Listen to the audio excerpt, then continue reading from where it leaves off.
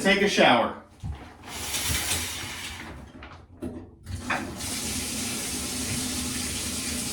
Dog, I am drawing so many cards in here.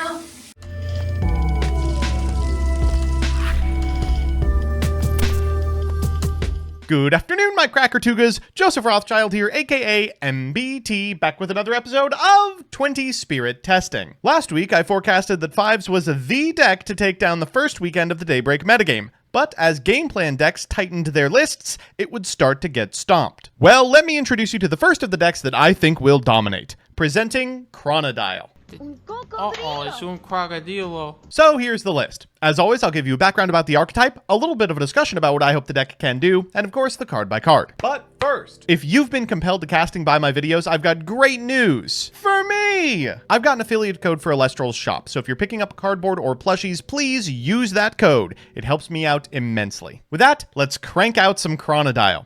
What you see in front of you is a deck that's been massaged by Dimax, the Law Yu-Gi-Oh!, and myself, but mostly the other two, for the last couple of weeks. To talk about this deck, we first need to talk about Water Nexus. Water Nexus, a deck that features Aphros, Dratagua, and Poseidon, has been on and off broken for the entirety of Elestrals history. It's not hard to see why. Dratagua is one of the most powerful receivers in the game, Aphros is repeatable Pot of Greed, Foamy is a recruiter in a game without recruiters. What's kept this deck back before is its lack of a win con.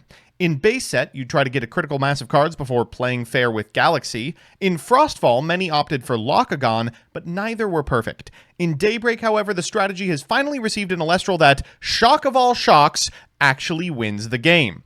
Chronodile is a big, untargetable asshole, provided you've got a lot of spirits on your side of the field. He can be threatened any turn past one thanks to Poseidon, and he immediately starts dealing with problem Elestrals on cast. His specific untargetability requirement also plays nicely with a largely unexplored card in Daybreak, Argo, which can often engineer scenarios where your opponent is just locked out of counter runes entirely. Rather than turbo this Titan with Nomodile, we're just making him as a finisher once the game's wrapped up, which, it turns out, is going to be a lot earlier than you might expect. Let's get into the card by card. First up, our Water Nexus guys. We've got Aphros, of course, who can Nexus up to 2 water, and when they do, it can draw a card for each water that a card receives this way. We've got Dratagua, who needs no introduction, my main man Eddie, 2 Foamy, 3 Astrabbit, 2 Plucky, a card you might not be familiar with. It's a 1/4 in verse of Elechic's stats, and it does the same thing. On normal cast, can add a Divine Rune to your hand. And after that, we've just got a ton of runes. We're that low on Elestrals because we see so many cards. Triple Tsunami, Trident of Poseidon as an Argo target, Triple Poseidon, Triple Ambro, Double Nectar of the Gods, Triple Gorgon's Gaze, Triple Poison Tipped Arrow, 2 Shield, and a Poison Tunic. I want to make specific mention of Argo in particular. This card does a lot for the strategy. It can be cast after an Elestral declares an attack and casts an artifact rune from your hand or deck. Obviously, you often use it with Poison Tunic in order to engineer a scenario where your opponent's Elestral crashes into yours. That's a big deal in Water Nexus because your Elestrals that are being targeted for attacks usually have 2 spirits on them. But importantly, these artifacts stick around provided the Elestral they are attached to doesn't die. This means they are fantastic targets for things like Aphros to Nexus from, if you don't need them on your side of the field after blanking a combat step. Trident of Poseidon, in particular, can turn off counter runes entirely. So if you can get a profitable Trident activation here, not only can you win combat, but on following turns you have a Nexus bank for your Elestrals, and your Chronodile doesn't really have to worry about Shield of Achilles, a non-targeting counter rune that otherwise gives him pause. It's a really interesting addition to this deck, and if anyone can afford to pay this many spirits for anything, it's probably the deck that's playing Dratagua. In the Spirit deck, we've just got 15 of the Leviathans, 3 Zaptors, and double Luminape.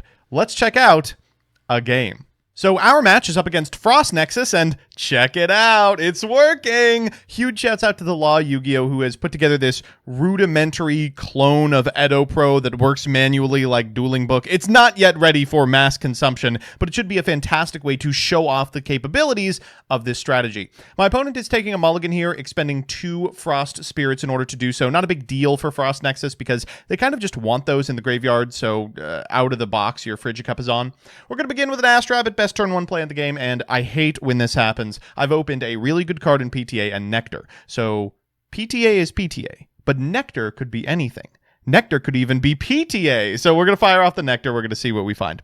A Tsunami is good. It means we've at least traded for a back row rune. So we've got Tsunami. We've got Chronodile access. I want to set that Ambrosia as well, just as a little bit of a bluff. And you can see we have an Aphoros as well. So provided we can stick any individual Elestral or find a Poseidon, we should be in a position to draw a ton of cards. And really, that's the underlying thesis of this strategy. You want to be able to draw cards, get your water spirits onto your receivers like Dratagua, and then cast Chronodile in a position where you have already taken control of the game.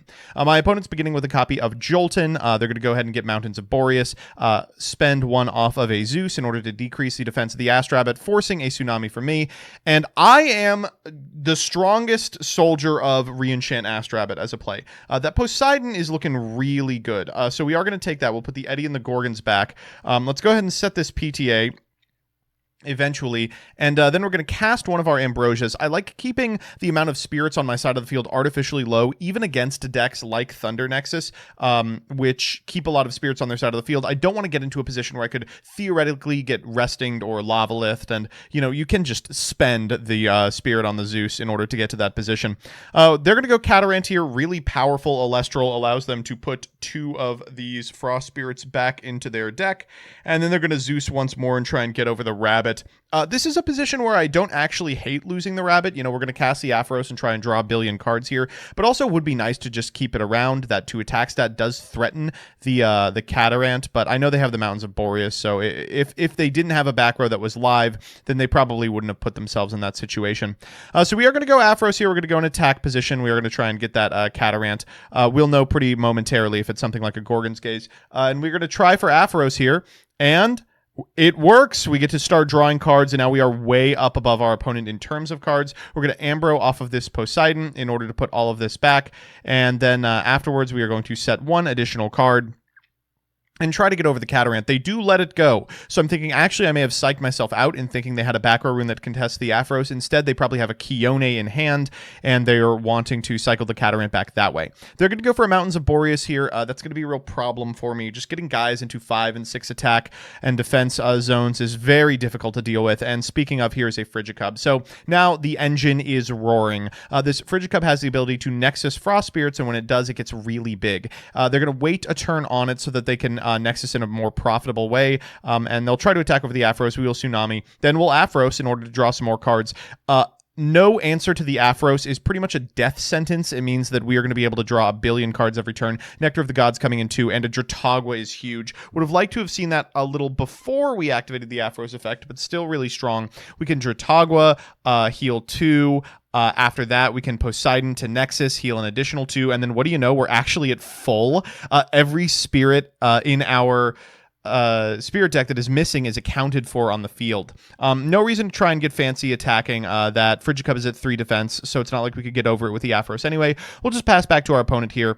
They're going to go ahead and cast an Astrabbit, and that's a card that I absolutely have to PTA. I can't let them find a card that will equalize this board state or get them back into a game that, in my estimation, is kind of already lost for them. I'm going to put that PTA in the graveyard. Just a quick reminder, you do have to pay out the PTA at the end of the turn. If you're new to Elestrals, don't get caught on this. People will just say end turn, and then you'll draw, and then you'll go, oh, wait, can I PTA? And they'll go, absolutely not. They're going to go for, as expected, the Kione is in hand. That Kione can theoretically cycle the Catarant. I think they do it here. No, they're going to use the Frigicub first to Nexus. So moving 1 Frost Spirit onto the Frigicub means that they can then move a second one because of the Mountains of Boreas. That is a 7 attack. Theoretically, they could eat the board here. But I don't think it's very likely. We have a Tsunami. You know, when you've drawn like 9 cards, you're always going to have the sufficient back row here. We'll pay out that PTA at the end of the turn and get that Astrabbit off the field. And then we kind of have a really nice answer to the rest of this stuff. The Frigicub at present is a 4-5? Or a 7-5, rather. We're going to Aphoros here onto the Dratagua, and I believe it is time. That is 4, 5, 6 onto our Chronodile, and we can start eating. So we're checking the graveyard real quick. Maybe we didn't eat the Astrabbit. What was I thinking? That I wouldn't have to deal with it, I think. That it's not actually that big of a hindrance to what I've got going on. So I can try and snipe back row, hoping for no shield, or I can try and snipe critters. We are going to put the Chronodile in defense position, And I believe we're just going to wait a turn here because when your Chronidile's in a position like this, where you already kind of have everything set up, there's no reason to walk into any particular piece of interaction. You know, you can put the onus on your opponent to actually accomplish everything. You know, like, as you can see, we have 6 spirits on board. Everything is accounted for, 14 remaining in our spirit deck. Our opponent is going to be the one who has to continue moving. They're going to go Brummelinx here. Brummelinx is an interesting card. I think it's seeing a non-zero amount of play, specifically in these Frost Nexus decks, but I don't love it. We're going to go PTA, target the Brummelinx, and of course, next turn, we're going to be able to start firing off this Chronodile, Aphros in order to Nexus, Eddie in order to switch these guys into the wrong position. We'll PTA here so that we can regain control of our cards. Our opponent will go for the Frigicub here, once again, trying to load this sucker up. I mean, the Frigicub is really the central identity of this Frost Nexus deck, and it's a really powerful card. Like, after one turn of setup, it can easily get to like 7 or 8 attack and hit for a ton, but it is uniquely weak to shield. Here we only have to pay 2 to get a 6 spirit differential off of our opponent, who now had to pay 3 for that. They're going to alter here in order to kind of recoup the loss a little bit, allows them to pay off of the Frigicub and then Nexus from the Frigicub to the Brummelinx, but of course I'm just going to kill the Brummelinx anyway. You know, it doesn't really do anything. We will just do that, and then we'll draw for turn. You can see we already have the Eddy, so we've got an answer to the Astrabbit in the Eddy. We've got an answer to the Jolton in the Chronodile. Like, things are looking kind of dire for our opponent for sure. I will go ahead and I believe pay out the PTA here. Down goes the Brummelinx. And let's see what we can do. That Astrabbit is a fantastic draw. Wow. We're going to go for Poison Tunic on one of our opponent's Elestrals so that we can then Aphoros those spirits onto the Chronodile, like I was talking about a deck selection. These artifacts really serving double duty and really fantastic draws here. We're going to Chronodile here. I believe we eat the back row. Yeah, it's PTA. Great. Now that the shields are down, we can commit to something a little more greedy, I think. We end up going... You know, we're actually pretty low in terms of... back row runes, which is kind of strange, but still should be fine. We'll go for Eddie here. Eduardo is going to swoosh that rabbit into attack position, and from here we can elect to eat everything, or we can use the Chronodile here to attack over the Astrabbit as well and do like 5 damage. So that's 2 into our 6 enchanted Chronodile. We'll do 4 and then 1 additional off of the Aphoros. Put our opponent down to a meager amount of spirits. And unfortunately, I can't think of any 4 sequence of spirits that outs this particular board. They have to out the entire setup and deal with Chronodile, which you can see they can. So we're back with the deck, and Jesus, when this thing wins, it wins big. Let's do the pros and cons. First, the pros. 1, Chronodile. He does immediately just win the game. He's big, he clears back row, the only thing he fears is shield. 2, Argo. A lot of people aren't yet playing around Argo, which can make it an insane blowout, especially if they're trying to get over someone with several spirits attached. Chronodile specifically can put together some insane swings. And 3, the fundamental deck beneath this one, Water Nexus, is still so very strong. It resists Tsunami, it outheals everything, it can keep up with 5s, it's nice. Its big weakness in keeping too many spirits on board and getting into a time situation where you don't outheal your opponent has been rectified with the changes to the time rules. And the cons. 1, okay, well, sometimes your opponent is going to have shield. You can snipe back row all you like, and you're often okay with your opponent paying 4, but it's going to hurt. 2, Spectaris is still really frightening. He's not as common as I think we all expected moving into the Daybreak meta, but he's still a lot of places. And while people are moving off 5 attack vanillas, he is the one they're sticking on. He eats guys like Foamy alive, which is rough. And 3, the deck is unfortunately a little hard to play. It's a lot of betting on the top of your deck, which I know many people are just uncomfortable with. All in all, I think this deck is really good. It's a 6 strategy, playable from starters, that really feels like no other game could provide the gameplay it does. Time will tell if it will be one of the game plan decks that sticks, but for now, I'd bet on it. So that's that. Ooh, wow, an end card. How fancy. I felt weird using the Yu-Gi-Oh! One. I'm dueling on it. If you'd like your name somewhere on this card, I'm taking the time now to let you know I have channel memberships, apparently. At present, I'm kind of taking a loss on this channel, so your support really does help me make this content. I'm also aiming for 1 members-only upload a month, just like the other channel, so get excited. Okay, see ya.